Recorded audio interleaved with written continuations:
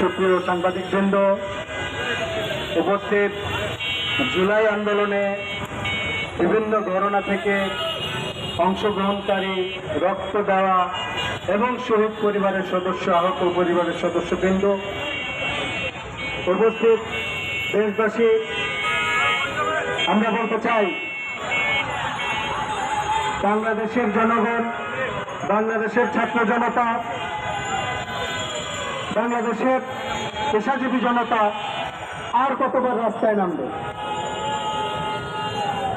আমরা বলবো, বাংলাদেশে যতদিন আসিফ নজরুল থাকবে, আসিফ নজরুলের মতো কীট যতদিন বাংলাদেশকে শোষণ করতে চাবে, এদেশের পেশাজীবী জনতা, ছাত্র জনতা, আপামর জনতা ততদিন রাজপথে ভ্যানগার্ড হিসেবে বাংলাদেশকে পাহারা দেবে। আমরা বলতে চাই, আসিফ নজরুল, আপনার লজ্জা নেই আমরা জানি। বিশ্ববিদ্যালয়ের শিক্ষক হিসেবে অন্তত একটি উদাহরণ সৃষ্টি করুন। অনতি বিলম্বে আপনার ব্যর্থতার দায় নিয়ে আপনি পদত্যাগ করুন।